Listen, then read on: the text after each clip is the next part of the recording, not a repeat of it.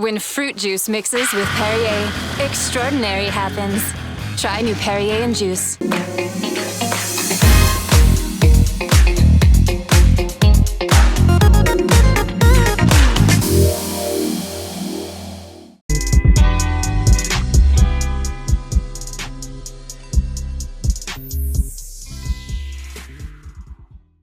Labą dieną, šiandien mes susitinkame mūsų jau po kurio laiko įrašytame podcast'e Motinystės What the Fuck ir jame yra mano kolegė Lina Krasauskienė. Sveiki, Jodelė ir visi mūsų klausytojai. Ir net iš pačio Kauno atvykusi psichologė Sigita Purienė. Sveiki. Labutis. Tai va, tai šiandien mes gvildensim tokią labai įdomią temą. Sigita ją pasiūlė, nes gan ilgai jau tu ją nagrinėjai. Tai yra perfekcionizmą. Ir aš tik iškart norėjau pakviesti visus mūsų klausytojus ir žiūrėtojus prenumeruoti mūsų podcastus, spauskit subscribe, kad nepraleistumėte laidų, nes šnekame apie iš tikrųjų tokius ne tik motinystėje svarbius, bet ir apskritai, gal sakyčiau, įdomius klausimus, ne tik psichologinius, bet ir apskritai tokius žmogiškus. Tai vat. Ir Sigita, gal pradėsim nuo pat pradžių. Kasgi yra tas perfekcionizmas ir kaip jisai pasireiškia? Tai pradėkim nuo to, kas tas perfekcionizmas, nuo kokio žodžio, ne nuo perfect, mums gerai žinomo žodžio, tai yra tobulumas, ar ne, kada žmogus yra linkęs siekti tobulumo, tai reiškia, kad jis kelia savo labai labai aukštus standartus.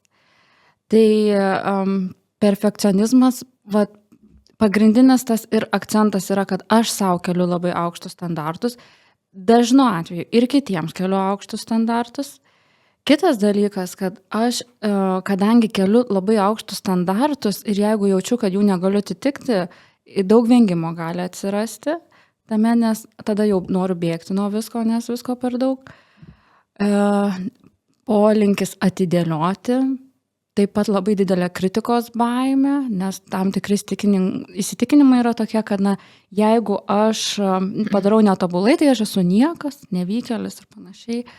Ir dar toks niuansas, kas man svarbiausias galbūt yra iš viso, kodėl šitoj temoje aš nagrinėjosi, tai kad perfekcionistai žmonės tiesiog yra nelaimingi žmonės. Jie neleidžia savo būti laimingais. Nes kad ir ką tu darytum, tu jautiesi, kad darai nepakankamai, netobulai. Ir jeigu tu padarai, sakykim, jau maždaug, sakykim, gal tobulai, jau kažkas pasakys tau, kad, čia žiauriai gerai padarai, tai tau vis tiek ateis ta mintis, galėjau geriau, arba man pasisekė, arba jie nežino, kad iš tikrųjų aš ten kažką gal biškį numuilinau. Tai va toks visą laiką toks nepakankamumo jausmas ir iš tikrųjų tai yra nelaimingi žmonės. O apie motinystę greičiausiai šiandien pakalbėsim, tai va šitoj temoj irgi pradėjau aš pati gilintis, nes pati susidūriau, kad nemokėjau džiaugtis motinystę, nemokėjau būti tiesiog mama, man reikėjo būti tobula mama, kol beveik nuėjau iki depresijos ir tada teko save stabdyti, žiūrėti, kas čia su manim vyksta. Taip ir atsirado noras ir padėti ir kitom mamom, su grupėm, su asmeninė terapija. Tai kol kas, negaliu pasakyti, kaip tu sakei, Ieva, kad čia labai ilgai, neilgai, bet gilinuosi šitą temą. Tai va. Aš iškart klausimą galiu. Šauk. Atsiprašau. Kreplinį. Kai tu kalbi, kad perfekcionistui visą laik maža, negana kažko. Taip. Kokia yra riba? Jie vis tiek daro dalykus ir kažkokią viziją turi, iki kiek jie darys, tą tobulumą, kaip pasiekti. Kažkokia riba yra, kai jie pasiekia kažkokią, nežinau, savo įsipildymo darbų ribą. Ar tai nėra baigtinis procesas ir jie patys nesuvokia, kas tas tobulumas yra, ieško ir vaikosi kažko tai? Čia turbūt tokio aiškaus atsakymo gal ir negaliu atsakyti, bet manau, kad esmė yra, kad ir kokį aš savo standartą jau išsikėliau ir net jį padariau, prieš tai galvojau, kad ten padarysiu tą ir tada, tada būsiu laiminga, ne, o čia būsiu patenkinta. Ir atėjus tam, aš nemoku to pasidžiaugti. Nes aš džiaugiuosi tarsi kažkokiu tai rezultato, ne procesu, vienas niuansas.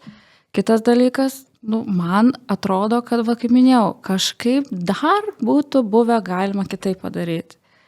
Jau pasiekus kažkokį rezultatą. Tai tas tobulumui ribų nėra, yra toks kaip prakeiksmas savotiškas. Iš esmės taip. Niekas nežino, kas tas tobulumas. Man įdomu, kokie žmonės susiduria su perfekcionizmu dažniausiai. Kokio tipažo? Jo tipo, kokie žmonės. Ar situacijose gimsta tas perfekcionizmas kažkokiose, ar tas žmogus tiesiog jau toks linkęs nuo pradžių buvo daryti maksimumą. Šiaip apie perfekcionizmą kalbant, tai žmogus perfekcionistas, jis nebūtinai bus visose gyvenimo srityse perfekcionistas. Ne? Aš, pavyzdžiui, galiu būti perfekcionistė mama, bet, pavyzdžiui, visiškai neturėti perfekcionizmo ant ten tvarkymosi ar ant ten išvaizdos. Ne? Tai tų perfekcionizmo rūšių gali būti įvairių. Vieniems labai svarbu ten, kad tobula būtų kažkokia išvaizda, kaip aš kitiems atrodau. Kitiems labai svarbu namų tvarka. Tretiems darbiniai pasiekimai ten kažkokie tai maks turi būti. Ar ne? Gali būti ir kelios rūšys, bet nebūtinai visos. Ne? Kitas niuansas, kam tai būna, gal čia daugiau pakalbėsim apie tai, kai kalbėsim, kaip susiformuoja tas perfekcionizmas, iš kur jis yra. Šiaip jis tai nėra toksai, kad paėmė ir atsirado, taip, o šiandien aš perfekcionistė, rytoj nesleikiant įstė. Tai va. Nors bus niuansų, ką norėsiu apie tai pasakyti, apie tą svyravimą nuo tobulumo iki man viskas dzin. Bus apie tai turbūt kalbos, bet kam pasitaiko, čia yra ir prigimtiniai dalykai, ir išmokti dalykai. Tai manau, kad čia plačiau reiktų pakalbėti apie tai, kaip susiformuoja perfekcionizmas. Tai pakalbėkime. Ar tai yra įgimtas charakterio bruožas, ar tai yra per gyvenimą susiformavęs tas perfekcionizmas, žiūrint iš vaikystės atėjęs sukrėtimai ar traumas kažkokios. Kas pakloja tą kelią tokį nelengvą perfekcionizmui? Jeigu žiūrėtume pradžioje į tuos įgimtus genetinius dalykus, tai kažkiek gali būti to polinkio, pavyzdžiui, obsesiškumą. Šitas gali būti genetiškai dalykas atsiradęs, kada man reikia, kad būtų taip ir ne taip, tada mano nerimas, žodžiu, nurimsta ir aš galiu gyventi. Jeigu kažkas vyksta ne pagal man, ne pagal taip, aš negaliu kontroliuoti situacijos, ne tas mano obsesiškumas, tai ten baigia išprotėti ir aš turiu susirasti taisyklės, kaip gyventi, kad man būtų ramiau. Tai pavyzdžiui, kažkokie ritualai, tam tikrą prasme viskas sudėliota, tam tikrą prasme viskas kaip turi vykti, ar ne, mane ramina. Tai čia, jeigu genetiškai, tai gali būti įgimtas obsesiškumas. Kitas dalykas, narcisizmas gali šiek tiek būti irgi dalis žmogaus, kuris, pavyzdžiui, turi įsitikinimą, kad aš esu arba viskas, arba nieko. Jeigu padarau kažką netobulai, tai aš esu visiškai niekam tikęs ir tada vaikosi to tobulumo kažkokio, ar ne, irgi su to gali būti susiję. Tai dar iš genetinių dalykų, jeigu žmogus yra hiperaktyvumo turintis bruožų, ne, ir įgimtų, tai irgi per tą, kai jaučia nerimą, noris kažką daryti, kontroliuoti, kažką veikti pastoviai, kažkokioje veikloje būti, tai irgi gali atsirasti iš to perfekcionizmas, kad man visada viską reikia sužiūrėti, viską multitaskinti ir panašiai. Aš tiesiog klausau ir man kyla nuovargis jau vien klausant. Kodėl? Šitų dalykų. Tiesiog, nes aš pati esu dažnai buvus tokiose situacijose, aš žinau, kaip tai jaučiasi ir kaip tai stipriai vargina. Kai tu pats ir kai, pavyzdžiui, šalia su žmogum gyveni. Jo, bet mes irgi šitą aptarsim dalyką. Jo, tai tas... Tęsk, prašau. Čia gal tos genetinius dalykus pagrindą ir aptariau, daugiau paskui galime eiti ir prie tų kaip išmokstam būti perfekcionistu, ar ne? Jeigu, sakykime, turim kažkokią genetinę predispoziciją ir dar tėvai yra mums padedantis tokiais tapti, tai tada mes turim turbo perfekcionistą. Bet pradėkim nuo to, koks dažniausias tėvų elgesys paskatina to formavimąsi, tai yra, kada tėvų meilė vaikui yra sąlygiška. Kaip tai atrodo?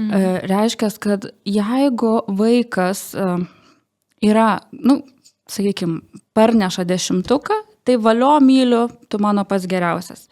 Jeigu parneša 2, tai žodžiu, tavęs man nereikia tokio, ne? Toksai sąlygo. Kada skatina, tu būk pats geriausias, žiūrėk, va ten Simona, žiūrėk, kaip mokinasi, tu neatsilik ir panašiai. Va, tas labai gali skatinti. Varžybose pirma vieta. Varžybose pirma vieta. Mes atėjom nugalėti, o nedalyvauti. Esu girdėjusi tokių niuansų iš tėvų. Tai čia jau toks labai akivaizdus dalykas, ar ne? Kartais, kai dirbu terapijoje su žmonėm, mes nerandam to, kad va, tai būtų ten sakė ar kažkaip, bet mes randam kitą dalyką. Pavyzdžiui, kada dėmesį vaikas gauna tik tada, kada jis ir elgiasi priimtino elgesiu. Patogus. Patogus, kada jis yra nenuvilinti savo tėvų niekada, kada jisai va ten pirmūnas, nors, pavyzdžiui, tėvai niekada nesakė būti pirmūnų ir ten ar kažkaip labai skatino tą mokslą ar kažką, ar ne, bet, sakykime, vaikas matė, kad taip jisai gali gauti dėmesio. Jeigu jisai nieko nepasiekia, ar ne, nieko neparneša medalių ar dar kažką, ar ne, tai tėvai tiesiog užsiėmė savo reikalais, gyvena, ar ne, ir aš niekam neįdomus. Bet jeigu aš tik tais jau kažką ten padarau, tai tėvai valio. Iš esmės, labai natūralu tėvams paslysti ant šito reikalo, ar ne? Kad aš pastebiu, kada vaikas kažką tenai gerai padaro, ar ne, ir mes džiaugiamės, visada vaikus skatiname, ne, bet jeigu nėra to tokio pastebėjimo vaiko, kada jam nepasiseka ir to priėmimo, viskas gerai, aš tave myliu ir laimėjusi, ir pralaimėjusi, tu man reikalingas toks, koks esi, ir sergantis, ir nesergantis, ir piktas, ir linksmas, ar ne, jeigu tokios žinutės vaikas negauna, tai ir formuojasi ta tokia sąlyginė meilė savo. Reiškia, ir aš save priimu tik tais tobulą. Tik tais, nes, kažkada tie tėvai mums į galvą įkalė, kad aš esu reikalingas, priimamas tik tada, kada aš atitinku kažkokius aukštus standartus. Tai va toks niuansas. Kartais, jeigu, sakykime, būna kokia nors šeima, kur yra labai daug chaoso, gal kažkokių priklausomybių, gal kažkokio smurto, ar ne, vaikas irgi išmoksta, kad jeigu aš susikuriu savo kažkokias gyvenimo taisyklės, aš galiu kažkaip ištverti. Prisikuria daug taisyklių, kaip gyventi. Ir pavyzdžiui, jeigu jisai meilę gauna iš mokytojų, sako, ten koks geras tu jaunukai, nors ten tavo šeimoje, ten kažkas negerai, ne, bet va žiūrėk, kaip tu stengiasi, kaip tu moki, ar ne, va tokio palaikymo gauna, tai irgi užsikabina ant to kabliuko, irgi tada vaikosi vis pastoviai to kažkokio tai patvirtinimo, pagirimo, pasakymo. Iš šalies konkrečiai. Jo, perfekcionistams labai svarbu tas pagirimas iš šalies yra. Nes jie viduj savęs tai nepagirs, bet kažkas iš šalies pagiria, ne, tada jau kažkaip fainai visai pasidaro, taip trumpalaikiškai, vis tiek atrodo, kad nepakankamai gerai, bet vis tiek jau geriau negu nieko, kaip sakant, ne. Tai va, tai čia tokie pagrindiniai turbūt niuansai. Dar galvoju, kas iš tėvų. Gal dar plačiau vėliau apie konkretesnius dar pavyzdžius pakalbėsim, ar ne, bet tas lyginimas, pavyzdžiui, su ten broliu, su sese, su kaimynų, draugų vaikais, o žiūrėk tas toks, kodėl tu toks negali būti, ar ne, irgi gali vesti prie perfekcionizmo susiformavimo. Aš tai noriu paklausti, jeigu, kaip sakai, tėvams lengva paslysti ant to, jeigu tai nutinka, nežinau, ten iš kažkokio pirminio impulso arba ten emocijos kažkokios ar jausmo, kai tėvai pavargę, nemiegojo, ten keletą kartų išsprūsta, kažką tu pasakai panašaus, o kaip tu ten ilgiesi, kaip kiti nesielgia, žinai, tenais. Aš daug. Ar tai iš karto jau užsirašinėja vaikų diską? Viskas iš karto sugadina jau. Ar tai turi būti, žinai, stabilus toks kapojimas vaiko, kad ne kiekvieną dieną kažkas turi tokio atsitikti, kiekvieną savaitę vaikas turi girdėti, tai galbūt pačių tėvų elgesys, kai jie irgi perfekcionistai yra, mato, ne? Irgi vaikas. Gal sakyti nereikia, gal reikia tik tais pamatyti. Tai va, aš norėjau paklausti, ar aš sugadinau jau Nemanau, vaikas. Ne, vat, Ar labai dar Lina galiu gerai sakai, kad turėtų būti pastovu tada tas. Ne? Jeigu aš ten kartais kažką pasakau, mes visi kartais kažką pasakom ar net padarom to, ko nenorim. Tai tikrai vaikui iš esmės ir nereikia tobulų tėvų, nes tada jisai irgi su tobulais tėvais pats save labai kapoja, griaužia, nes pats įsivaizduoja, kad toks turi būti, ar ne? Tai tų tokių klystančių, atsiprašančių, kažkokių nesąmonių prikalbančių tėvų vaikui reikia, iš esmės tai yra daug sveikiau. Yes. Tai va, tai kažkur Šitame mums gerai sekasi. O aš norėjau paklausti, kaip dažnai nusivalo save tokie žmonės perfekcionistai iki nervinio išsekimo. Nusivaro. Ir kada jie supranta, kad jau pizdėts tikrai? Kada Ar supranta? jiem pasako? Ar jau jo pasako? Čia Sigita savo tezę atsivertė. Jo, jinai yra labai pavyzdinga lektorė. Taip, pavyzdinga Mums perfekcionistė. kelia įtampą. Aš nesėdžiu, žinai, jau laikysenų biškai nugaros netesesnė, nesikuprinu. Jo, tik ne prie manęs čia reikėtų taip. Nusivaro iš tikrųjų. Turi pacientų daug tokių, kurie ateina, tokie jau perdegę. Turiu, kurie ateina su ta kančia būti perfekcionistų. Bet jie supranta, kad jie neša šitą kryžių ir niekaip negali iš to išsivaduoti. Pradeda Ar suprast jūs terapiją. terapinatės ir supranti, kad jis yra absoliutus ten obsesinis perfekcionistas koks? Visai būna ten obsesinis, neobsesinis, bet tikrai dažnai, ne taip lengvai yra, neužtenka pasakyti perfekcionistė, biškai apsiramink, žinai, tai neužtenka. Tikrai gana sunkiai keičiasi tie įsitikinimai, nes daug tų įsitikinimų yra. Ir po jais slypi tam tikros baimės. Pavyzdžiui, jeigu aš esu išsikėlus savo aukštus standartus ir, kaip ką daryti, kad nebūčiau perfekcionistė, tai sumažink standartus, ne? Bet jiems atrodo, kad jeigu aš sumažinsiu standartus, tai vienas dalykas, aš jau būsiu kažkoks jau tada vidutiniokas nevykėlis. Turbūt būti vidutinybė yra košmaras perfekcionistui. Gali būti, aišku, koks ten tas lygis perfekcionisto, bet jau kažkoks prastesnis, kažkoks tai neatsakingas, kažkoks tai neįpatingas, nesvarbus, nepriimtinas, ne? Tai yra labai svarbus poreikiai žmogui jaustis priimtų, svarbių, reikalingų, pamatytų. Nes tas perfekcionizmas, tai jis neateina iš gero gyvenimo iš esmės, jis ateina iš tam tikrų poreikių tenkinimo, nes tai yra tam tikras hiperkompensacinis, sakykime, mechanizmas, kad aš labai stengiuosi, ne, ir gaunu, ko aš noriu. Priėmimą, pastebėjimą, supratimą, meilę, kažkokį dėmesį, ne. O jeigu nieko nedarau, tai negaunu. Ir jeigu aš sakau žmogui, tai davai sumažink standartus, tai jisai žiauriai bijo, nes jisai jaučia, kad jis gal nebegaus to, ko jam reikia, jo poreikiai bus nebepatenkinti. Tai čia gal biškai nukrypam nuo klausimo, ar ne, ar dažnai nusivaro save, tai nusivaro iki panikos atakų, nerimo sutrikimų, nebeatlaiko tų savo standartų, o ypač motinystėj. Motinystėj sumažėja resursų, iki ten per nago juodimą jų belieka, ne, o aš dar vis tiek save su botagu varau, davai, varyk, daugiau, susitvarkyk, gražiau ten vakarienės vyrui pagamink, vaikui reikia ten eko šmeko košelės, čia triušieną troškinta 5 valandas, atsikelk paryčiais, kad būtum.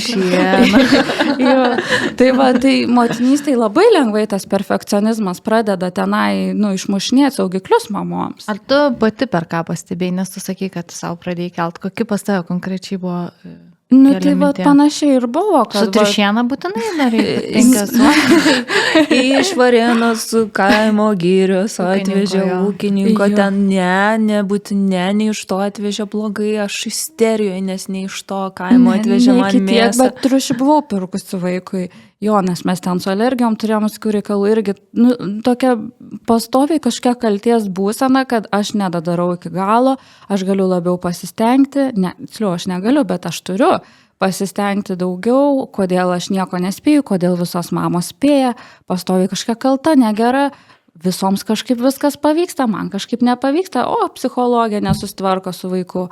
Nu tai va toks pastoviai Dar kažko... pas tave šitas lažas toksai, kad psichologai ir dar sunku. Jo, Okay. tai va tikrai buvo man, kai vaikui suėjo metai, maždaug jau man buvo toks lūžis, labai toks stiprus, kada eidavau, užliumdavau tenai vežimą bevarydama ir galvodavau, nu, ta prasme, išgelbėkit kas nors mane iš šito gyvenimo, aš ne to norėjau.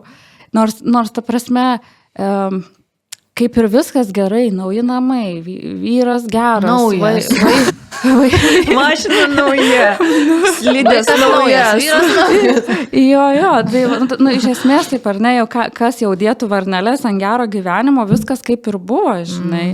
Tai va, bet aš pati jaučiausi, kad man labai trūksta savęs, man trūksta savo realizacijos poreikio, kad aš kažką darau daugiau negu buvimas su vaiku, kad aš, nežinau, kad aš galiu duoti dešreles vaikui, kad aš galiu ten, nežinau, tiesiog nesitvarkyti tų namų ir sėdėti apsijaukus ir man zin. Man to reikėjo išmokti. O vyras tavo pamatė šitą, ar tu pati pajutai pirmiau? Ar tau tai trukdo ir vat, kad tu save diagnozavai kaip perfekcionistą motinystėj? Jisai matė, kad man nėra gerai, jisai matė, kad aš nesu laiminga ir jam gal nebuvo taip ir lengva suprasti, kaip aš galiu būti nelaiminga, kai man nereikia eiti į darbą, kai aš galiu ten, sakykime, tiesiog būti namie su vaiku. Nu, tikrai ne visiems yra suprantama, kodėl čia mamos gali būti nelaimingos, bet daug dalykų vyksta ir vidinių, kurių tu taip nelabai aiškiai gali parodyti, iškomunikuoti, jeigu tu to tiesiogiai nei pats nesupranti, kas ten vyksta su tavim, nei tu žinai, kol nepradedi, neateini iki tokio taško, kada jauti viskas, aš nebegaliu. Tai va, buvo toks etapas, kad aš atsikeldavau ryte ir aš nieko nenorėdavau. Aš nenorėdavau nei su vaiku žaisti, nei jam valgyti daryti. Jau man tos košės vemti varė. Tai aš būdavo ten tiesiog tyrelę paduodu ją, maždaug pavalgiau. O gerai, bent jau pusryčių nereikėjo daryti. Ir tada va taip sėdė ant sofos ir galvoju, kada aš sulauksiu vakaro, kada praeis šitą dieną ir aš tada galėsiu bent jau pagulėti, ten teleką pažiūrėti, paskrolinti ir tai bus mano geriausia dienos dalis. Dar kol vaikas miegos. Bet kol vaikas miega, tu griaužiasi, kad reikia dar susitvarkyti, reikia valgyti padaryti, tu nedarai, tai nebūni labai laimingas. Tai laimingiausia būdavo vakarinis. Bet čia aš 100% tą turėjau irgi, bet čia toksai jau depresyvumas prasideda, negilus jau nuo to tobulumo šoksti į tokį kraštutinumą labai jau tada ir taip, viskas nusirita žemyn apskritai. Aš dar, kad nepamirščiau, čia klausimo tokia priedėlis. Taip. Kablelis, daug taškėlis. Kaip žmonėm kitiem iš šono tada atpažinti, va tu sakai, vyras nesuprato, nu, kame esmė, žinai, nes logiškai kaip ir įvertinant, visas konstruktas yra geras tau gyventi. Taip. Kaip, nežinau, kitiem draugiam atpažinti, artimiesiam, iš ko gali pamatyti, kad tai yra perfekcionistė mama ir perfekcionistė mama ir va šį perfekcionistas iš šono, kas gali kelti įtarimų. Aš dar kablelį padėsiu ir burkšniuką. Nes pamiršiu, atsiprašau. Ar perfekcionistai slepia, kad jie yra perfekcionistai, tiek kur sąmoningi jau tokie yra. Pavyzdžiui, mamų būrelį susibūrime, aš esu mažius, mamos valdosi kai kurios. Bet namuose tikriausiai pasileidžia plaukus. Tai ar dažnai būna taip? Gal man, nežinau, ar galiu taip vertinti dažnai ar nedažnai ten slepia, bet gali tikrai gėdintis kažkokius dalykus pasakyti, ką ten daro labai. Kitos, matot, kaip nueis, į kurią pusę. Ar aš būsiu ta, kuri šauks visiems, kad, žinokit, aš šiandien užsakiau triušienos iš ten tokio ūkio žiauriai gera, žodžiu. Gaila, neinfluencinam šiandien triušienos. Parašykit mums kas nors. PM. O kita mama, kuri irgi yra perfekcionistė, bet ne tokia, kaip sakant, ryški, dėmesį norinti gauti, tai jinai tada grįž namo, skrolins, kur tą triušieną blemba gauti reikia, nes mano vaikui irgi reikia, nes jeigu aš neduosiu tuos triušienos, tai gal jam koks raidos atsilikimas atsiras, nu, žodžiu. Visiškai tiesioginiai jo. Jo, tai va. O dar klausimas buvo, kaip pastebėti, ar ne, aplinkiniams. Nu, taip, tai pastebėsi iš tų bruožų, kad mama tenai, pavyzdžiui, nu, va, draugė mane. Vienas dalykas, gali dažnai atsisakyti kažkur eiti, kažkur susitikti, vien todėl, kad, nu, tai mes mūsų mėgeliai išsiderins, tas, nes jau netitiks jo standartų kažkokių, tai, kad, nu, vaikas kažkaip tai ten, gal jam nepatogu bus kažkur tai miegoti kitur negu namuose ir panašiai. Tai va, geriau jau pasiliekam, kad tik vaiko visi maks poreikiai būtų patenkinti, ar ne, jau mes tada nesustinkam. Nu, vienas niuansas yra. Kitas niuansas, nu, gali būti, kad tiesiog, nu, iš tų tokių, va, aš ten tokius, ten pampersus perku, kad tik, va, pačius geriausius, nesvarbu, kad brangus, nu, bet tai, va, vis tiek geriausias. Ar tai, man tai, žinai, iš savęs klausau ir atrodo, kad šis tas žmogus, met egzistuoja, nu, tas vaikas yra toks perfekcionizmo, tokį išsipildymas, kaip projektas. Taip. Pati mama jau kaip ir savo, nu, kaip ir žmogus yra antroje ar kažkelintoje visiškai vietoje, bet visas va, tas perfekcionizmas yra apie vaiką ir va, tu gali tą atpažinti. Ir taip ir ne. Vat, pavyzdžiui, iš vienos pusės atrodo, kad čia viskas apie vaiką, ar ne, kad aš vaikui geriausius pampersus perku, bet atsiminkim, kad aš pasakoju, kad aš perku, ne vaikas perka, ar ne. Kad kitas žmogus galbūt pagalvotų, aha, vat jinai kokia gera mama, pačius geriausius pampersus ten perka, jos brangiausius japoniškus, tik tai, žinai. Nereklama. Nereklama. Tai va, bet esmė, kad irgi čia yra ir apie save, ar ne, kad jeigu aš esu perfekcionistė mama, man norisi, kad kažkas pastebėtų. Bet viduje vis tiek aš jaučiuosi feilas. Jaučiuosi, kad vis tiek kažkaip dar to nedarau. Mano namai ne Montessori, mano vaikas ten žaislai nemediniai žaidžia, o plasmasiniais iš Maksimos, ten dar kažką, ar ne? Ir vis pastoviai kažkoks nepakankamumas, kažkokia kaltė, ar ne? Kad, va, nu, nėra, pasteliniam spalvom nevaikštom. O tai dabar pasakyk tą kitą pusę, kurią užsiminė ir jinai yra labai įdomi, tas blaškymasis tarp perfekcionizmo ir visiško tokio. Ai, man buvo apšėdin viskas. Čia jau kaip perdega tada, ne? Tokie, mano ko tie yra kraštutinumai? Ar tai yra perdegimas, ar tai yra kažkokios irgi ribinės būsenos žmonės? Ir šiaip gal mechanizmą tokį paaiškinsiu. Čia va, ir atsiverčiau, va, taip tvarkingai, ar ne, kad nesusimaišyčiau. Tai čia pagal schemų terapiją, jeigu kažkam girdėta šitas rytis, tai yra, sakykime, vidinį kritiką esat girdėję. Nu, ta vidinė... Kiekvieną dieną pasišnekam. Maža mergaitė ir vidinis kritikas dabar čia labai šitai trendina. Nu tai va, čia šiaip iš schemoterapijos šitie visi niuansai. Tai va, tai jeigu mes turim tą tokį pašėlusį pasišoksiu, jeigu pasišnekė jau blogai, jeigu girti, tai dar nieko. Nedrįščiau vertinti, bet psichiatras įvertins.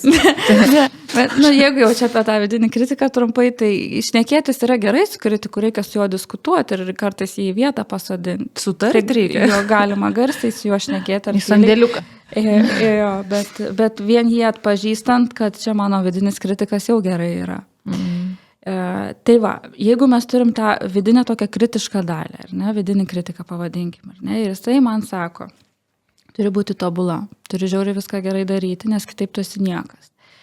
Tada ta mūsų vaikiška dalis, įsigastant, aš turiu būti tobula, jaučia įtampą, tokį, kaip man tai padaryti, jaučia tokį spaudimą, kažkokį nepriėmimą toks, koks tu esi, ar ne, ir iš tos įtampos, iš to nesaugumo tokio, tada eina į du polius. Arba nueina į tą perfekcionizmą, tokią hiperkompensuojančią tokią dalį, kada varau, ten stengiuosi kuo greičiau viską padaryti tobulai, žodžiu, galiu nemiegoti, bet ten viskas pas mane blizgės, viskas bus padaryta, vaikas švarus, gražus.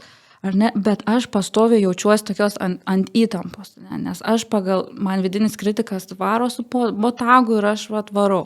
Tu, Sigita, mini labai dažnai botagą, tu Botagi neturiu, bet priimu dovanas. Gal reikia padovanoti mūsų rėmėjai. vis tiek. Kažkuojo čia priims, bus panaudota. Kritikui. Jo, vidiniam kritikui išvaikyti. Bet įsivaizduokime, ar ne, tas vidinis kritikas mums pastoviai ten kala į galvą, kad tu turi būti tokia, tu turi viską daryti taip. Ir mes ant tos įtampos ir varome, ne, tenai ir keliamės naktimis ir viską ten paryčiais, kad tik tais dar produktyviai pabūti, dar, pavyzdžiui, neužtenka būti gera mama, sakykime, jeigu apie motinystę kalbam, dar reikia būti ir produktyviai, dar kokį naują versliuką reikia atsidaryti, kaip sakant. Ne, tai kaip be versliuko. Nu, taip. Kiek individualių veiklų užsiėmė šiandien. Sėdi 3 verslininkės, taip. Tai žodžiu. Reikia pasportuoti. Reikia pasportuoti, dar savo verslą turėti, dar kažką, ar ne, tai žodžiu, varau, kol turiu resursų, kol dar nedegu, kai jau dega šikna, kai viskas. Ta prasme, jau perdegu, nebegaliu, noriu visus pasiūsti po ten, kur yra visi siunčiami. Kur visi siunčiami ir net tada įsijungia atsitraukusi į mūsų dalis. Atsitraukęs gynėjas pagal siemoterapiją vadinasi. Tai jisai ir sako, toks jausmas, kad aš tarsi gerai mano kūnas čia, o aš esu kažkur ten. Ir aš viskas, atsikniskit visi nuo manęs, aš nieko nebenoriu, aš nieko nebegaliu, nes aš nebepajėgiu. Ir tada painu tiesiog. Ir nepainu, ir nenoriu. Ir mes esam tada tokioj būsenoj, kada tik palikit mane ramybėj, sustingimo būsenoj, kitaip dar galima pavadinti pagal tas kovok bėg susting būsenas. Tai va tas prieš tai ta perfekcionistinė dalis, hiperkompensuojanti dalis, galima sakyti, kad yra toj kovok būsenoj. Varau, kovoju. O ta pasidavus atsitraukęs gynėjas dalis yra toj sustingimo būsenoje, ar ne? Tai mes galim taip irgi nuo to. Tai ką reiškia tas sviravimas dažnas, pavyzdžiui, nes, kaip vadinasi, bipoliniai tai yra žmonės irgi, kurie nuo visiškai aukštumų iki žemumų krenta. Čia kita istorija, biški su bipoliniais, ten tiesiog psichika taip veikia, kad būna depresiniai epizodai ir būna tie manijos epizodai. Ir paskui praeina. Praeina. Iki kito karto. Jo, visaip ten tie epizodai gali kaitaliotis, rečiau, dažniau gali, pavyzdžiui, manijos visai nebūti, arba vieną kartą būti ir paskui tik depresijos epizodai. Čia kitas dalykas, nenorėčiau to sugretinti labai. Bet labai įdomu, bet mums labai smalsu. Reikės padaryti šitą temą. Atskirai būtinai. Jo. Bet tas ir yra, kad tas perfekcionizmas būtent ir yra, kad aš einu tarp tų dalių. Tai kaip aš pasakojau apie tą vengimą, ar ne, ir atidėliojimą, ką perfekcionistai irgi turi. Tai aš, jeigu jaučiu, kad aš nepadarysiu tobulai, ir gal draug kažkas pasijuoks iš manęs, gal draug kažkas pasakys, kad tu čia kažkaip blogai kažką darai, gausiu kritikos, labai bijo kritikos perfekcionistai, tai jie gali nueiti į tą būseną, kada nieko nedarysiu, vengsiu, atidėliosiu, nes labai bijau patirti kažkokią nesėkmę. Tu kas sako, tai kam daryti, jeigu aš tobulai negaliu padaryti, aš nedarysiu iš viso tada. Taip, aš čia su vairavimu taip man buvo, kad aš tiesiog išsiaiškinau, kad čia vis dėlto mano perfekcionizmas buvo, kas man trukdė vairuoti daug metų. Tu maniai, kad tu nesėsi prie formulės vairo jau už mėnesį ir važinėsiu mikriukais geriau. Jo, aš net daug metų važinėjau su autobusais, mikriukais ir panašiai, nes labai bijau vairuoti, o supratau, kad aš bijau tiesiog ten, kur teorija, kur yra kontroliuojama dalis mano, tai viskas okei, aš ten galiu viską padaryti. Bet kur yra praktinė dalis, kur tu tikrai turi klysti ir tu turi kitiems parodyti, kad tu klysti. Ir tu kelyje ten atvažiavęs, nemoki mašinos pasistatyti, nemoki ten kažkur tai pasukti ten, kur reikia. Juk tu pastoviai eini tą diskomfortą, kad aš klystu, ar ne? O perfekcionistams yra labai sunku išbūti tam diskomforte. Tai aš dabar jau suvokus visus šitos dalykus pagaliau lipu ir šiandien atvažiavau Vilnių. Taip, sveikiname. Pirmą kartą. Su savo mašina. Su savo mašina. Valio, ir dar tokiom ekstremaliom sąlygom tikras išbandymas. Jo, beveik nemačiau, kur važiuoju, bet atvažiavau. Pavyko, pem spėjimu. Tai va.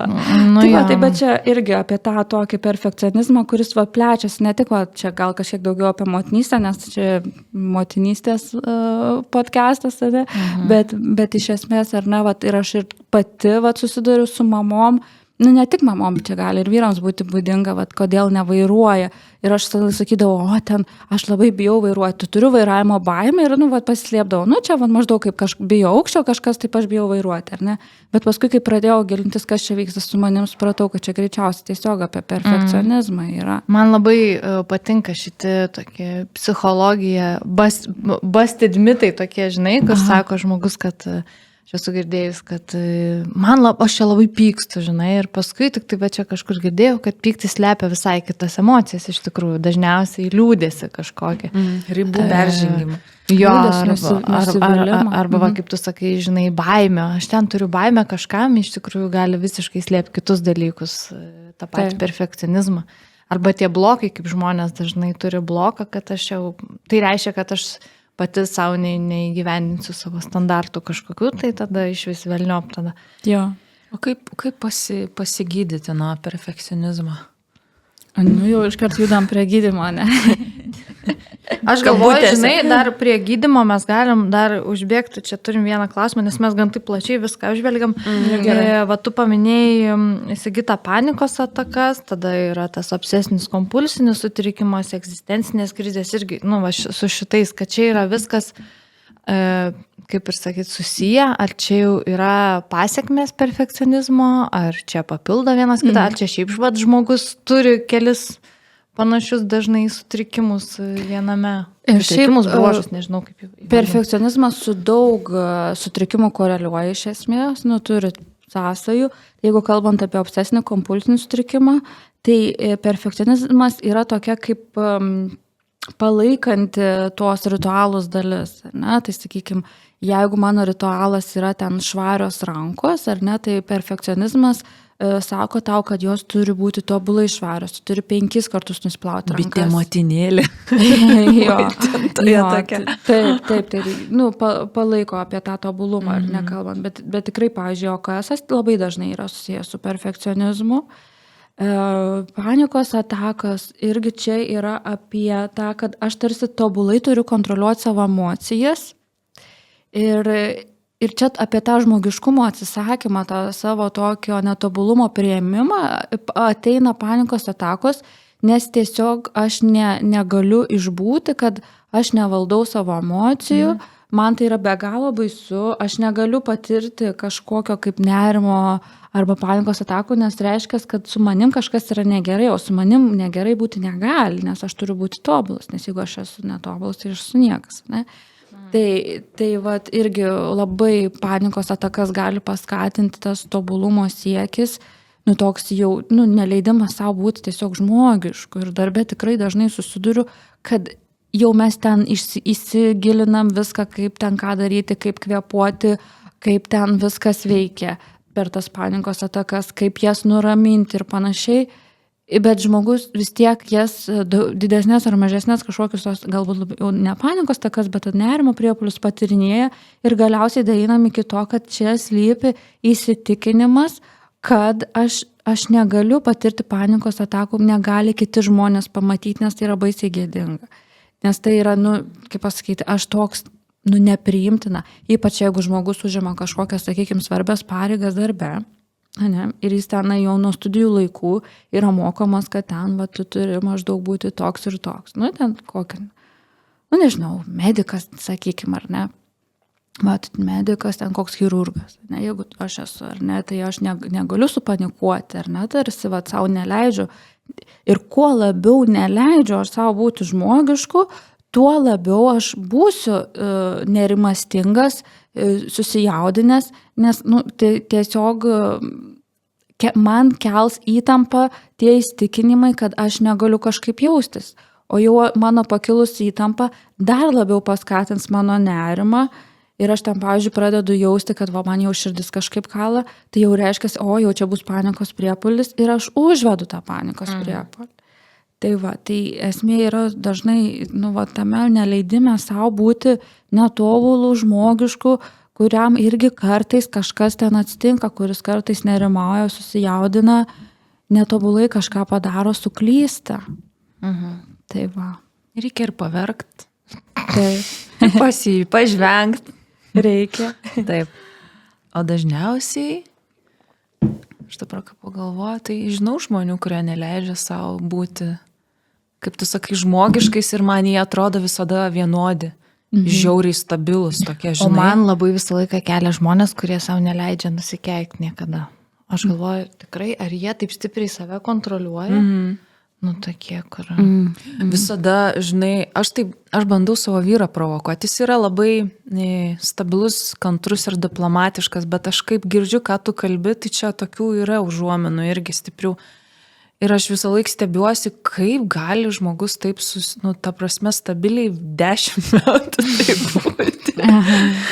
Bet čia... žinai, 10 metų jūs.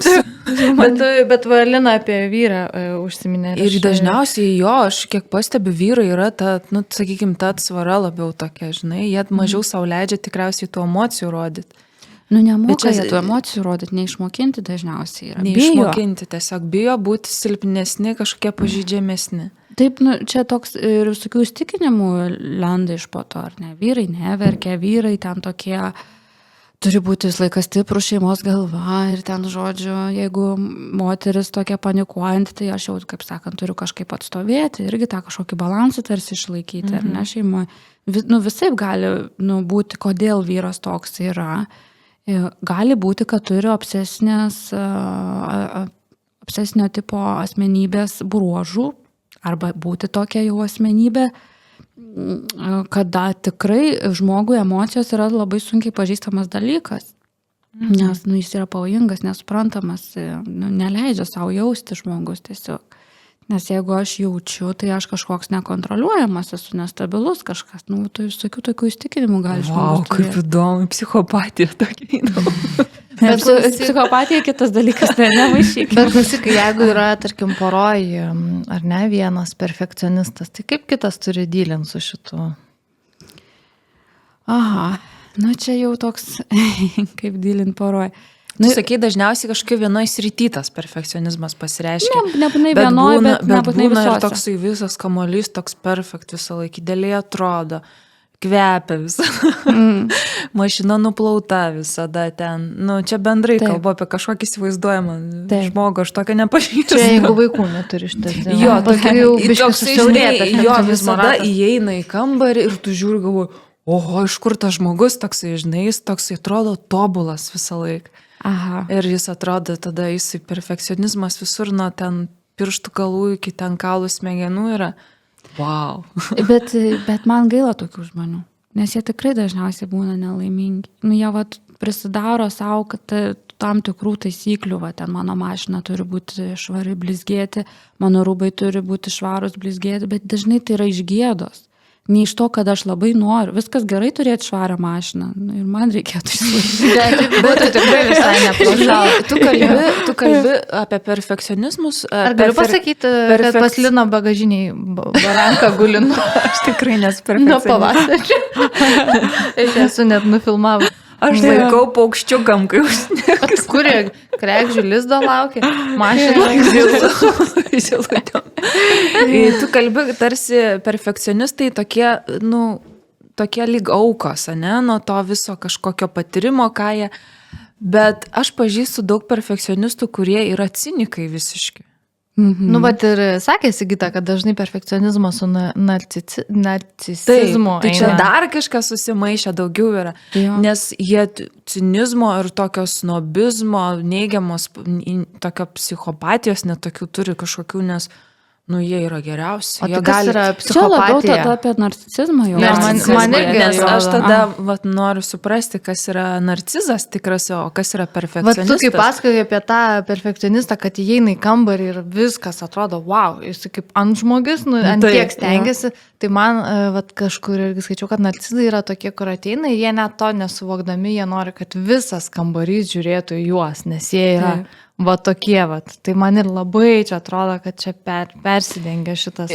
Jo, čia vat, kaip vienas iš niuansų, kada kaip apie perfekcionizmo tos susikūrimo kalbėjom bruožus, tai vat, narcizams va, gali būti būdingas perfekcionistas, nes jie va, save varo, kad aš turiu būti kažkoks, atrodys kažkaip, elgtis kažkaip, ar ne, nes kitaip aš esu niekas. Bet dažniausiai tada tai mato tik tais išoriniai žmonės. Tie, kur jau yra ten žmonas, ar ten vyrai, ar ne narcizų, tai jie mato kitą veidą to perfekcionisto ir dažniausiai būna labai toks negražus. Jisai visai būna kitoks, negu ten ateina, sakykime, tavo draugė, sako, oi, koks tavo vyras ten tobulas, žodžiu, nerealus. O namuose tu pastoviai esi, pavyzdžiui, tavo nuomonė niekam nesvarbi, tu pastoviai esi kažkokio įtampoje, dar gaslightingas būdingas, kada tau sako, kad tu kažką padarėjai arba pasakėjai, nors tu to žinai, kad taip nebuvo, bet tau įrodinėjai, ar ne, ir tave padaro pastoviai kalta. Na, visokių tokių niuansų gali padaryti narcizai, patologiškai, kur jau yra sutrikę. Ir tada žmonėms šalia jų augantiems ir vaikams yra be galo sunku. Čia yra sutrikimas, narcisizmas, perfekcionizmas, sutrikimai skaitosi. O galima jos išreikštumo lygis dar priklauso. Aš irgi turiu šiek tiek narcisizmo, nes aš šiandien sėdžiu pas jumis ir man malonu tas dėmesys yra. Tas sukta labė. Nu taip, man patinka dėmesys, man patinka, kad žmonės mane klauso, kažkokia ypatinga tarsi pasijausti, ne? Bet aš priimu tą savo dalį, aš jos neslepiu, žinau, kad jinai yra susiformavus pas mane vaikystėje dėl tam tikrų mano bruožų, ar ne, bet nėra tos dalies, kada aš eičiau ir visiems įrodinėčiau, kad va, tu tai lievas, o aš geriausia, žinai, ir panašiai. Tai va, tai to narcizmo mes tikrai sakome. Tu durna ir tu durna. Narcizas visiškai. Tu durna. Bet tai nenumailinkit mano, prašau, klausimo. Kaip reikia elgtis poroje, jeigu tavo partneris arba partnerė yra perfekcionistas. Mes taip nukrypom į narcisizmą, kas man yra irgi šiaip labai labai įdomu. Gal net panagrinėsim kažkaip atskirai šitą, bet dabar jeigu tavo yra tarkim, partneris perfekcionistas ir tu, įsivaizduok, su vaikais ta buitis iš vis yra visiškai suaštrėję ir tau yra dzin, kaip, tarkim, kambarį apjūkti, neapjūkti, o vyrui ne, ar ten turi eiti, rinkti, daryti, žinai, ir pastoviai yra konfliktas, nes jis ne tik, kad pats savo su savim daro, bet jis ir nori, kad ir tu palaikytum visą tą dalyką. Kaip tada spręsti tuos dalykus? Ar yra kažkoks kompromisas, ar kažkuriam reikia gydyti? Sakė, nedraugauti. Ne, gydytis visiems būtų neprašal. Jo, pati va, po terapijos ką tik atėjau, tai galiu pasakyti. Bet esmė, kad gerai, mes esam pora. Mes esam pora tam, kad norim, kad vienas ir kitas tenkintume vienas kito poreikius. Mes tam čia susirinkom. Friends with benefits. Jo. Iš esmės, tai jeigu mes netenkintume vienas kito poreikių visokiausių, tai mes pora nebūtume. Mes tam esame. Tai vaikus auginant gali, žinok, ir pasimiršti poreikiai vienas kito. Jau čia tada bet tavo poreikis gal yra, kad net tu vieną augintum. Jo. Taip, tikriausiai. Pinigus, kad atneštų į bendrą iždą. Jo, nes šiaip patogu visą. Tu patogu. Tai va, tai grįšiu prie to, ar ne? Ir jeigu mes turim problemą, ar ne, sakykime, namų tvarkymasis, ar ne, mums yra problema. Tai labai svarbu atskirti. Čia mes, aš ir tu, mūsų pora, mūsų ten šeima, ir čia yra mūsų problema, namų tvarkymosi dažnis ir panašiai, ar ne? Ir tada abudu, ar ne, pasisukam ir žiūrim, gerai, ką mes darom su šitą problemą? nes kodėl aš akcentuoju šitą niuansą, nes žmonės yra linkęs, tu nesusitvarkėjai, o kodėl aš turiu tvarkytis, ar ne? Tai aš nespėjau, ar ne? O tu tai po darbo, ko sėdi teliką žiūri, tai eik ir sutvarkyk, žodžiu, jeigu tau reikia, ar ne? Dažniausiai tu. Nusikraunam, jo, tai va. Vyksta gyvenimas. Taip vyksta. Tai va, todėl ir akcentuoju, jeigu jau mes matom, kad čia yra problema ir jeigu matom, kad mums netenkina taip, kaip yra, ar ne, ir mūsų poros santykiai mums yra svarbesni negu šitą problemą, tai tada atskirkim, kad čia yra problema, o čia yra mes, ir mes tada žiūrim į tą problemą ir ką mes darom su juo. Reiškia, kad abiems čia, ne tik tam perfekcionistui, bet ir tam neperfekcionistui yra negerai, ne? Vienam yra negerai, nes per daug nori kitas iš jo, kitam atrodo, kad jis per mažai padaro, ar ne, ir panašiai. Tai tokia bendra rekomendacija būtų, ar ne, vienam gal truputėlį pakelti savo standartus, kitam biškį sumažinti. Bet net neieškoti, kad čia dėl tavęs, tu kaltas ar ne, bet iš esmės, kad abiems reikės su ta problema dylinti, nes abiems yra negerai. Tai va. O aš čia biškį side note padarysiu, negalvokite, aš esu bjauri cinikė ištižėlė. Aš jokiuosi... Cinikė ištižėlė, tai čia kaip ir tokį oksimoroną beveik.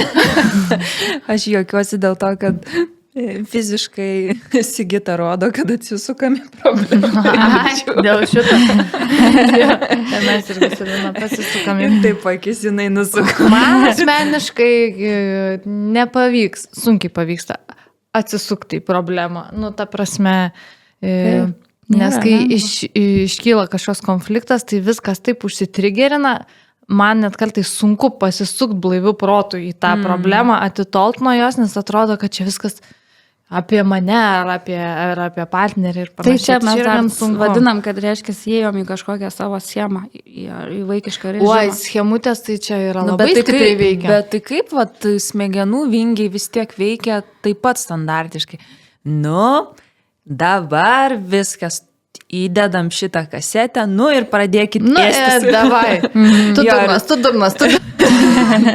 ir žinai, ir paskui galiausiai išvada, kad, viskas blogai. Žinai. Kaip Lina sako, da pizdimo. Viskas tada atrodo blogai, bet mes čia vėl nuėjom į lankas ir sugrįžtame prie temos. Šiaip kitas klausimas, mes jau biškį irgi palėtėm, šiaip šitas klausimas gal toksai biškį, nežinau, obvious yra, ką tėvai perfekcionistai daro savo vaikui. Tai, tai kaip ir aišku, kad jį stato į tokią pat schemą. Žinai, kaip tu ir pradžiai pasakei. Jau geriau ten pasikeikiantis, nusišnekantis ar kažką ne visą laiką gerai padarantis tėvai, negu tokie, kurie visą laiką važiuoja, žinai, ir patys ant įtampos, kad tik nenuklyst ten nuo vėžių kažkokių. Tai aš čia tokį vieną matau. Ar yra dar kažkokių tai... Aš čia tokių prisirašius pavyzdukų, kokių tokių... Pavyzdukų mes matom 2 A4 lapus. 1, 2, 3, 4, 16, matau pavyzdžių. Rimtai čia, kai seminarui anksčiau ruošiausi, tai įsikėliau. Gal kokius 3 esminius iš tų ten 24. Pavyzdžiui, ar ne? Kaip tai gali būti. Vaikas nupiešia piešinį, ne? Ir mes ateinam ir pataisom tą piešinuką ir sakom, žiūrėk, va šitaip reikėjo piešti, va šitaip reikia daryti. Tai duok, aš nupiešiu, čia mokytoja sakys, kad tu čia nemoki, sakys, kad mes tavęs nemokinom, ne? Iš karto vaikui tokia kaip pasidavimo, kad aš prastas, kad aš nemoku. Ir tas toksai, ir laukia dažnai tada tie vaikai, kol kažkas ateis ir padarys. Vienas niuansas gali būti, ar ne, bet jeigu mes už vaiką pradedam padarinėti kažkokius dalykus, ar ne. O jeigu jis nupiešia violetinę saulę, o iš tikrųjų saulė yra geltona? Tai valio, tai kūrybiškumas, žiūrėk. Tai deltonikas, tai kas čia tokio? Deltonikas gali būti. Aš visada apie tai galvoju, kad ar pasakyti iš tikrųjų, kad saulė yra geltona. O tu čia apie vyrą? Apie vaiką savo. Linai, žinai, O jau 40 saulė, ne? Ne, ar pasakyti, kad iš tikrųjų saulė, iš tikrųjų dangų yra geltona, tavo piešinys labai gražus. Labai kūrybingai tu saulė nupiešė, jinai yra violetinė. Stiprus 7. Kaip užsirijus šiandien kažko. Net brain boosterą negeriu. Pasakyti, kad yra iš tikrųjų realybė tokia, o tu nupiešiai tai ir tai yra labai smagu ir faina. Kaip tu gerai sugalvojai? Nu, čia galbūt biški pritempta. Galima tiesiog Pritempta ar pritempta? Pritempta, ne, vat, kad labai pagirti vaiką. Nebūtinai, bet galim tiesiog, va, pavyzdžiui, saulė, matau, nupiešiai, kaip ten, violetinė, ne? Violetinė saulė. Ir tada žiūrėti, ką vaikas sakys, žinai. Nebūtina ten... Da pizdėjau, mama, žinai, už kiekvieną ten dalyką girti. Jo, ir tada man ateina ir sako, nenoriu mamos. Jeigu paaiškinu, ką nors sako. Gerai, bet čia yra mūsų gyvenimas. Gerai, bet koks dar pavyzdys, ne? Pavyzdžiui, apie tvarkymas, ar ne? Tu čia kambarį, sakai, susitvarkiai. Tau atrodo, kad čia sutvarkytas kambarys, o tu matai čia nenuvalyta, Ta prasme, tu nei kambario negali susitvarkyti, ar ne? Nu, pavyzdžiui, va toksai, ne? Mes ateinam ir pasakom, tai ką vaikas irgi girdi. Nes, mums tai perfekcionistiškai turi būti sutvarkytas. Vaiko standartais tai atrodo, kad aš ten gal valandą tvarkiausi ir ten. Ta prasme, čia jau yra didelis dalykas, ar ne? Tai gal galima parašyti taisyklės. Išvalyti kampus, nuvalyti su drėgnu skudurėliu plintusus. Ir su skuduru prabraukti už lovą. Iš esmės taip, jeigu jau mes taip norim, tai konkrečiau tada, sakykime. Ir čia tiesiog bus taisyklės, o ne kažkokie motinos ten. Ne, bet čia jau mes kalbam apie kokius, paauglius, gal jau vyresnius. Nebūtinai. Tai tau 3 metų vaiks nesirbė namų, ar? Jo langus valo. Gal taip, čia gal labiau ir paaugliui būtų, bet ir mažiukams vaikams, ar ne, ten susidėk žaislus, tai tu čia susidėjai, pažiūrėk, dar čia mėtose, ar ne, jeigu pastoviai mes komentuojam kažkaip, kad kažką jis negerai padaro, kažką ne taip, ne iki galo, netobulai, ne, vėl vaikas mokinosi to tokio, kad aš nepakankamas, Ir netvarkos nykštukų irgi negalima gąsdinti, ne, kad... Kaip vertina šitą diskusiją? Aš turiu paklausti, kaip vertina psichologai šitą visai pasakyti sukurtą imperiją? Šiaip sakoma, kodėl nerekomenduoja. Todėl, kad per gąsdinimą, tipo, kad ir panašiai, kad negąsdinti vaikų. O kodėl jam tai patinka? Ne, gal gąsdinti nėra tas tinkamas žodis, tiesiog pasakyti, jeigu tu nepadarysi taip, tai žinai. Ne, aš suprantu, kad čia gąsdinimas yra. Tai va, žinai, aš taip klausau, tų teorijų yra visokių, bet žmogiškai kalbant, tai tu, kaip pasakyti, ne tai, kad išsprūsta ar kažką, bet tu tiesiog gyveni gyvenimą, turbūt su ta pačia schema, kaip tau įdiegta. Jeigu tu 24 valandas galvotum, ar tu tiksliai pavartojai žodį, tai man atrodo, tu pats nupūštum ant galo. Mes čia nešnekam apie kažkokias ekstremalius atvejus, bet... Ir trečiasis pavyzdys. Jo, trečiasis.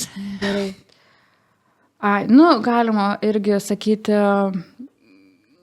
dėl išvaizdos, ne? Kaip tu čia apsirengi? Negi dabar toks eisi į mokyklą, nedaryk man gėdos, tai neapsirengi, kaip sakiau žodžiu, ten tas kelnes ir tą megztinį, ne? Tai irgi toksai, pavyzdžiui, man gėda, kad mano vaikas eis į mokyklą kažkaip apsirengęs ten ir aš negaliu išbūti su tą gėdą, nes mano vaikas turi atrodyti tobulai, ypač jeigu narcistinė mama, tai vaikas yra jos tęsinys.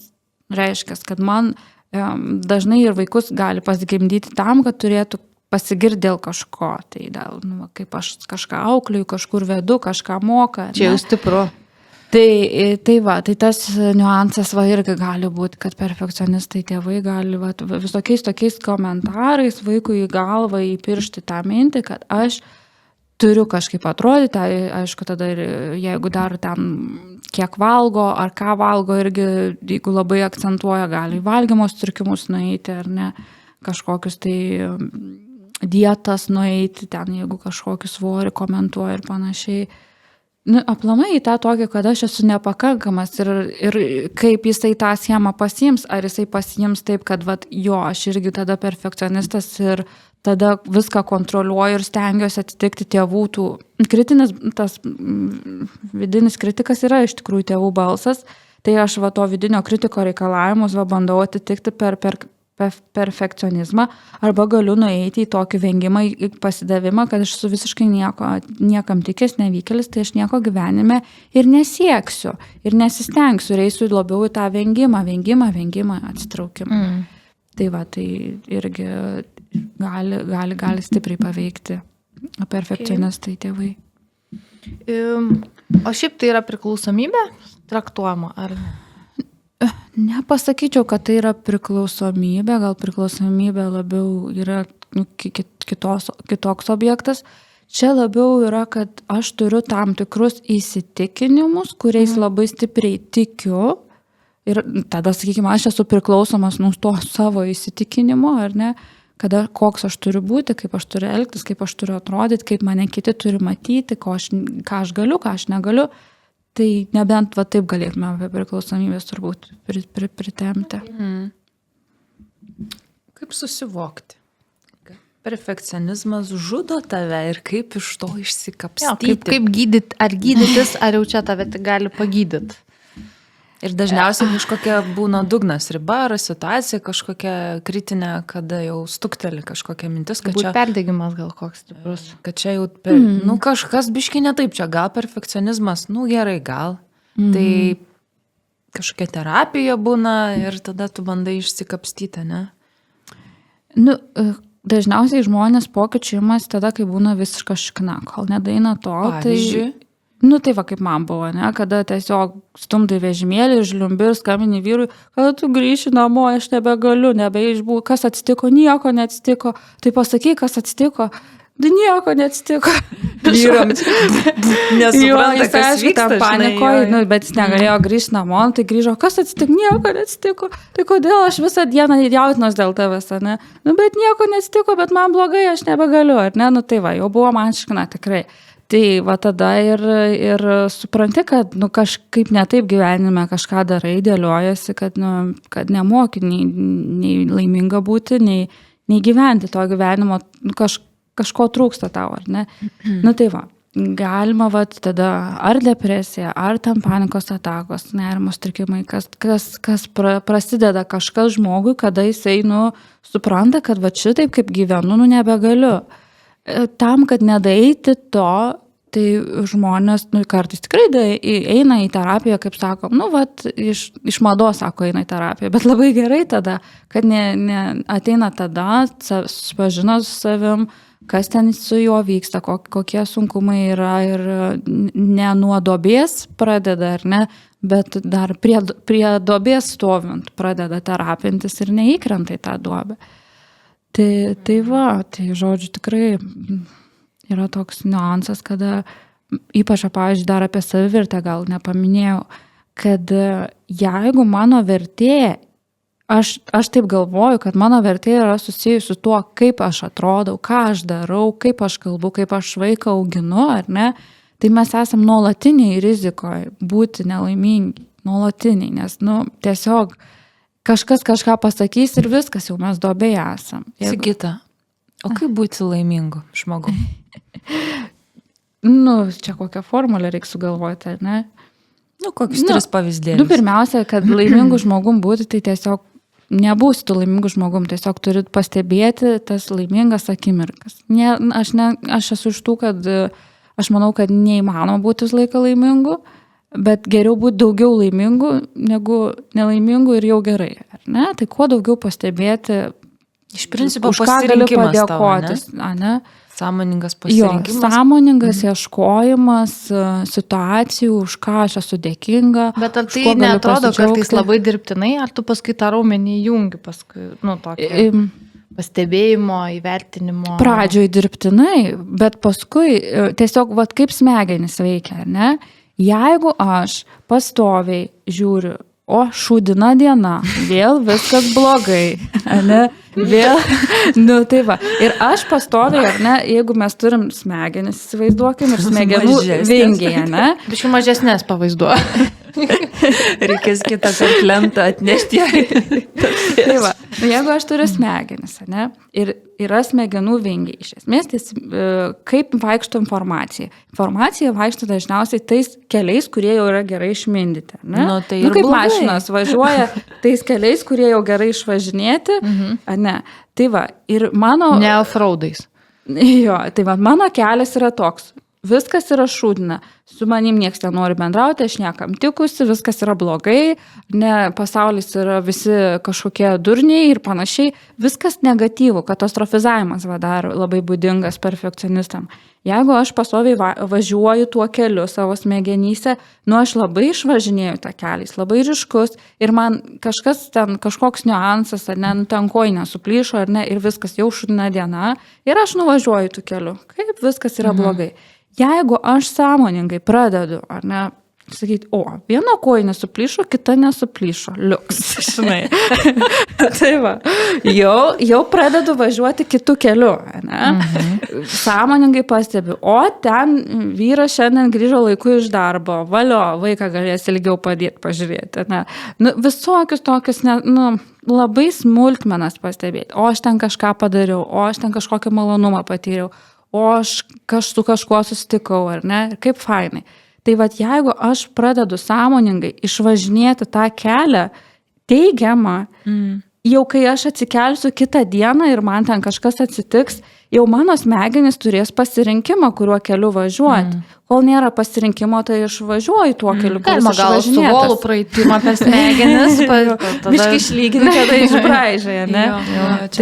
Tai va, bet čia toksai, kaip sakant, pavyzdys, bet va šitaip veikia, pokyčiai ateina, kai sąmoningai mes labai dedam pastangas pastebėti pozityvius dalykus. Ir, pavyzdžiui, jeigu jau yra depresija, tai jau tiesiog smegenis taip veikia, kad prafiltruoja, kas yra teigiama, o kas neigiama užfiksuoja, išryškina ir dar yra toks atminties šališkumas, kad tavo atmintyje tai išsilaiko ilgiau. Ir kokios suskės jos? Jo, ir pavyzdžiui, sako, kodėl depresija, kodėl jie tokie negatyvūs sergantys žmonės. Nes net jų smegenys yra įsiderinusios ir jos veikia, kad pirmas dalykas pastebi daug negatyvo, kitas dalykas pastoviai apie jį ilgai galvoja, ruminuoja, ar ne? Ir viskas jiems atrodo negerai, nes taip jų smegenys mato, kaip nuo saulės akinius dabar užsidėtume. Aš noriu pasikeisti smegenis. Geriau mink kelius naujus. Jo, naujus kelius kviečiu. Bet šiaip iš principo visi tie mokymai, visi didžiuliai seminarai, kur ten skatina imti paskolas ir atsivertinėti, atrasti ten savo laimę, gyvenimą. Tai čia yra... Kokį tu turinį žiūri? Aš stebiu aplinką ir kritiškai vertinu. Neigiamai, jo. Ir tai yra kažkoks pseudo kažkoks pasaulis, nes realiai tu tik pats gali, ne, padaryti kažkokį tokį mažą žingsnį, nuo kurio viskas tik prasidės. Aš nežinau, žinai, kokius seminarus kalbės. Kristalai, ten atsivertimai visokie, žinai. Tiesiog pavadinkim alternatyvus kažkokį susibūrimai gal ar kažkas, bet mes šnekėjom su endokrinologė, dar turėjom seminarą ir jinai sakė, kad placebas taip pat yra labai labai stiprus momentas ir man atrodo, kad jeigu žalos kažkokios tau nedaro ir tave pastumėja daryti kažką gero arba pakeičia tavo tuos smegenų vingius, kodėl ne? Ta prasme... Kažkaip... Aš žinot, kaip sakau ir klientams sakau, darykit viską, kas jums veikia. Jeigu jums gerai nuo to, tai darykit. Bet tikrai matau kaip problemą, kad atsiranda daug visų tų pseudoterapeutų, psichologų, žinovų ir kurie tikrai naudojasi žmonių pažeidžiamumu, jeigu ten kažkoje lygoje ar nesudėtingoje žmogus yra, ar ten nevaisingumas, ar dar kažkas, ar ne, ir joja ant šito arkliuko, ar ne, kad sumokėkit man ten 1000 eurų, padarysiu ten hipnozę ir viskas jau jums ten išsispręs, ne, tai aš labai piktai žiūriu iš tuos visus dalykus. Nes jeigu taip jau viskas išsispręstų, tai čia mes iš vis jokių problemų neturėtume žmonės. Mes čia nesėdėtumėm. Jo, arba mes kažkaip nežinom, nemokam kaip gyventi, dar kažkokio seminaro gal nenusipirkom. Mes klinką kai kokį pamatysim. šitą. Tai vat, Jo, bet aš jau norėjau užrepinti, kaip sakant, šitą mūsų pokalbį. Jau. Ir labai tau padėkotų už tai, kad atsinešiai daug A4 lapų prirašyti. Dar nebaigiau, čia visko nepapasakojau. Bet tikrai labai įdomių dalykų pasakė Ir dar bent 2 temas galim naujas padaryti. atradom. Jo, tai va, tai ačiū, kad iš pačio Kauno važiavai pirmą kartą. Tai palaukit, dar man grįžti reikia gyvai. Tai ryšių grandinės užsidėk ant padangų. Taip. Ačiū Sigita, kad atėjai. Taip ir ačiū labai mūsų draugam Kilik, kurie remia šitą podcastą ir mūsų tokiam labai skaniam ir putojančiai Perrier ir vandeniui, taip pat, kuris remia mūsų podcastą. Va, mūsų rėmėjų dėka mes galim gaminti šitus pokalbius. Tai va, tai ačiū. Ačiū už pakvietimą. Iki kitų kartų. Būkit laimingi. Taip.